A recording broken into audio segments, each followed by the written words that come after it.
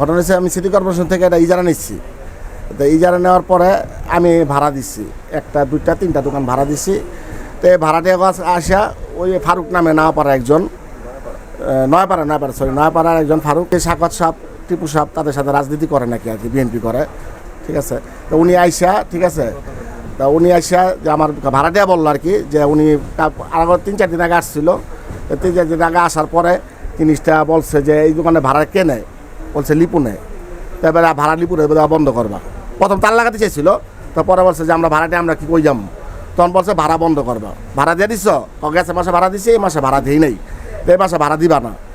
যাই হোক, তারপর আমি বিগত এই জিনিসটা অবগত করছি আমাদের সাবেক প্যানেল মেয়র বিভা হাসানকে জানাইছি। সে বলছে আচ্ছা আমি এটাতে পদক্ষেপ নিমু। আমরা চাই দেশ শান্তি। এখন যারা আগে অত্যাচার করছে, এখন যদি পুনরায় অত্যাচার করে, ঠিক আছে, দেশ তো অশান্তির দিকে আবার ঠিকই ঢেলে দিতেছে। ছাত্র সমাজ আন্দোলন করছে, এনে কোনো দল কিন্তু আন্দোলন করে কিন্তু দেশ স্বাধীন করে না। কিন্তু দ্বিতীয় যুদ্ধ করছে 71-এর পরে, যদি যুদ্ধ করে থাকে ছাত্র সমাজ করছে, সাধারণ জনগণ করছে। এখানে জামাত করে নাই, বিএনপি করে নাই, জাতীয় পার্টি করে নাই, চরমনায় করে নাই, ছাত্র ব্যানারে কিন্তু এই আন্দোলনটা হয়েছে। তো এখন ছাত্ররা যদি ব্যানারে আন্দোলন করে যদি দেশ স্বাধীন করে, ছাত্ররা কি চাইছে, এদেশে একটা শান্তিময় দেশ চাইছে। আর শান্তিময় দেশে যদি কিছু সন্ত্রাস, কিছু অপরিচিত লোক যদি এসে যদি ছাত্রকে যদি বদনাম করে, এটা আমাদের জন্য দুর্ভাগ্য। আমরা কারা? আমরা তো আপনার এলাকাবাসী যারা আসছে, আমরা তো তাদের ভাই ভাতি যেরকম। যে বিএনপি সিনিয়র লিডার যারা আছে, আমাদের 4 আসনের এমপি গ্যাস সাহেব, ঠিক আছে, তারপরে এদিকে আমাদের কালাম সাহেব, তার ছেলে কাউসার, তারপরে এদিকে বিভা হাসান আছে, হাসান সাহেব আছে।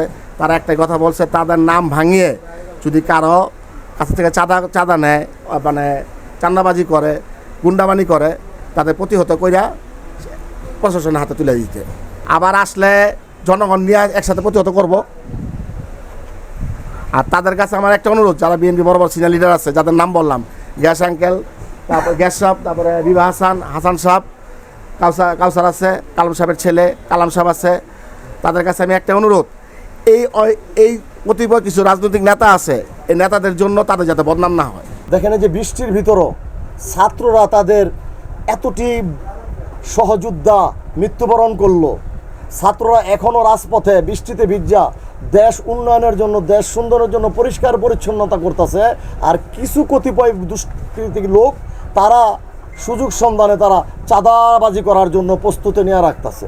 অতএব ছাত্রদের কাছ থেকে ন্যূনতম যদি তাদের বিবেক থাকতো, ছাত্রদের কাছ থেকে তারা শিক্ষা গ্রহণ করত যে আমাদের কোমলমতি ছাত্ররা বৃষ্টিতে ভিজা রাজপথে রাস্তার ভিতরে আছে, আর আমরা কেন এই চিন্তা করি। আপনাদের মাধ্যমে আমরা ছাত্রদের কাছ থেকে তাদেরকে শিক্ষা গ্রহণ করার আকুল আহ্বান জানাই। রাষ্ট্রটা পরিবর্তন হইল বেশ কিছুদিন হয় নাই। ইতিপূর্বে যারা ছিল তারা আপনারা সবাই জানেন, সাংবাদিক ভাইরা আমার থেকে ভালো জানেন, উসমান পরিবারের লোকজন ছিল। এখানে ব্যাপার হচ্ছে যারা শ্রমিক আছে, যারা শ্রমিকের নাম ভাঙ্গে, আসলে শ্রমিকের কোনো ভাগ্য পরিবর্তন হয় না। পরিবর্তন হয় নেতাগো বাড়িতে এসি হয়, নেতাগো বাড়িতে বড় বড় কিছু অট্টালিকা হয়। শ্রমিকের জায়গায় থাকে। শ্রমিকের ঘামের কোনো মূল্য নাই, শ্রমিকের ঘামের কোনো মূল্য নাই। আমরা চাই এই নিতাইগঞ্জ না, শুধু সারা বাংলাদেশে শ্রমিকের ন্যায্য অধিকার শ্রমিকেরটা শ্রমিকই করুক। ব্যবসায়ী যারা আছে, ব্যবসায়ীরা ব্যবসায়ীরাই করুক, ঠিক আছে।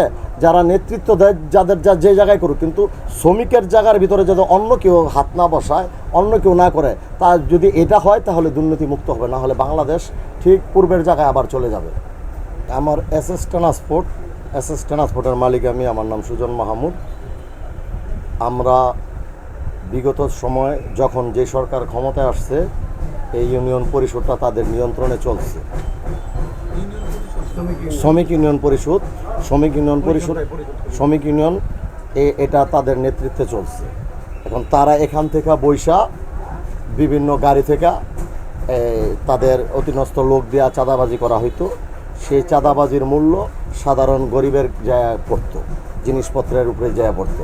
এখন আমার প্রশ্ন, আমাদের দেশ যে পরিস্থিতিতে আছে আপনারা জানেন সবাই, এখন একটা অন্তর্বর্তীকালীন সরকার এই রাষ্ট্রটা পরিচালনা করতেছে। আমাদের সবার আশা এবং আকাঙ্ক্ষা, আমরা মাদক মুক্ত, সন্ত্রাস মুক্ত সুন্দর একটা দেশ চাই। ছাত্রদের কতটি জীবন গেল, আমরা তাদের রুহের আত্মার মাগফিরাত কামনা করি। ছাত্ররা এখনও রাস্তার ভিতরে পরিষ্কার পরিচ্ছন্নতা করতেছে। এই যে আমরা যারা রাজনীতি করি বা যারা করে, তাদের উচিত ছাত্রদের কাছ থেকে কিছু শিক্ষা নেওয়া, অন্ততপক্ষে এই চাঁদাবাজি থেকে মন উঠায় নেওয়া। আমাদের দলের হাইকমান্ড আপনারা জানেন, তারেক জিয়া, উনি আমরা খবরে বা বিভিন্ন দেখেছি যে কোনো রকম হানাহানি প্রতিহিংসামূলক কোথাও কোনো চাঁদাবাজি দল থেকে যারা করবে তাদেরকে আজীবন দল থেকে বহিষ্কার করে দেওয়া হবে। অত্যন্ত দুঃখের বিষয়, তারপরও কিছু সুযোগ সন্ধানী ব্যক্তি যারা দলের নাম ভাঙিয়ে বিভিন্ন সেক্টরে এসে হুমকি ঠমকি দেয়। আমি শুনতে পেলাম নিতাইগঞ্জ কিছু ব্যবসায়ী যাদের দোকানপাট আছে এখানে হুমকি দিছে ভাড়া যাতে না দেয়। হ্যাঁ, আমি সকালে সেই কথা শোনার পরে আমি তাদের সাথে আলাপ আলোচনা করলাম, জানলাম, শুনলাম। ইতিপূর্বে কিছু শ্রমিকরা জানাইলো যে এই নয়াপাড়া থেকে, তারপরে পাইকপাড়া থেকে দুই একজন লোক, হ্যাঁ, একজনের নাম ফারুক, পলাশ, নাইম, তারা খুব সম্ভবত মহানগর বিএনপির নাম বিক্রি করতেছে এখানে। হ্যাঁ, মহানগর বিএনপির নাম বিক্রি করে দলকে খাটো করতেছে, দলকে ছোট করতেছে, সারা বাংলাদেশে সারা পৃথিবী দলের ভাবমূর্তি নষ্ট করতেছে। অতএব আপনাদের মাধ্যমে যদি এই সমস্ত কথাগুলো সত্য হয়, তারা সকালে এসে তালা দিছে এই ইউনিয়ন অফিসটার, শ্রমিকের অফিসটারে। যদি এই ধরনের কথা সত্য হয়, আমি আমার দলের হাইকমান্ড জনাব মির্জা ফখরুল ইসলাম সাহেবের কাছে বিশেষ অনুরোধ, যদি এরা তদন্তের মাধ্যমে তাদেরকে অনতিবিলম্বে যত দ্রুত পারে দল থেকে বহিষ্কার করা হোক। তা নাহলে তাদেরকে যদি ছাড় দেওয়া হয়, তাদের দেখা দেখি আরও যারা আছে তারা এটাকে অতি উৎসাহিত হইয়া এই ধরনের কাজ করব। আমি আপনাদের সাংবাদিক ভাইদের মাধ্যমে আমি আমার এই বার্তাটা সকল মহলের কাছে পৌঁছে দিলাম।